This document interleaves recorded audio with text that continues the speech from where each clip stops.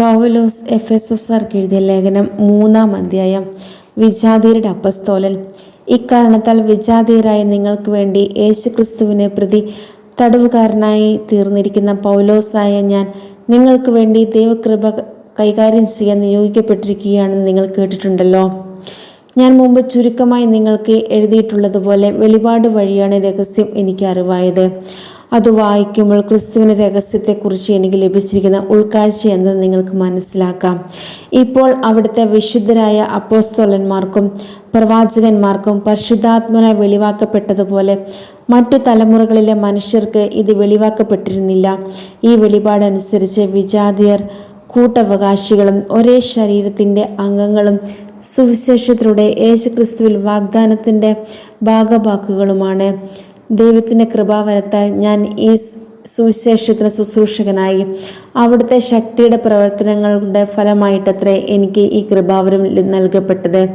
വിജാതിയരോട് ക്രിസ്തുവിൻ്റെ ദുർഗ്രഹമായ സമ്പന്നതയെക്കുറിച്ച് പ്രസംഗിക്കാനും സകലത്തിൻ്റെയും സൃഷ്ടാവായ ദൈവത്തിൽ യുഗങ്ങളോളം നിഗൂഢമായി സ്ഥിതി ചെയ്തിരുന്ന രഹസ്യത്തിൻ്റെ പ്രവർത്തനം എല്ലാവർക്കും വ്യക്തമാക്കി കൊടുക്കാനും ഉതകുന്ന വരം വിശുദ്ധരിൽ ഏറ്റവും നിസ്സാരനായി എനിക്ക് നൽകപ്പെട്ടു. സ്വർഗീയ ഇടങ്ങളിലുള്ള ശക്തികൾക്കും അധികാരങ്ങൾക്കും സഭയിലൂടെ ദൈവത്തിൻ്റെ ബഹുമുഖ ജ്ഞാനം വ്യക്തമാക്കി കൊടുക്കാൻ വേണ്ടിയാണ് അവിടുന്ന് ഇപ്രകാരം ചെയ്തത്. ഇത് നമ്മുടെ കർത്താവായ യേശു ക്രിസ്തുവിൽ സാക്ഷാത്കരിക്കപ്പെട്ട അവിടുത്തെ നിത്യമായ ഉദ്ദേശത്തിനനുസൃതമാണ്. അവനിലുള്ള വിശ്വാസം മൂലം ആത്മധൈര്യവും ദൈവത്തെ സമീപിക്കാൻ സാധിക്കുമെന്ന പ്രത്യാശയും നമുക്കുണ്ട്. അതിനാൽ ഞാൻ നിങ്ങൾക്ക് വേണ്ടി സഹിക്കുന്ന പീഡകളെ പ്രതി നിങ്ങൾ ഹൃദയവ്യഥ അനുഭവിക്കരുത് എന്ന് ഞാൻ അഭ്യർത്ഥിക്കുന്നു. ഈ പീഡകളത്രേ നിങ്ങളുടെ മഹത്വം. ക്രിസ്തുവിൻ്റെ സ്നേഹം.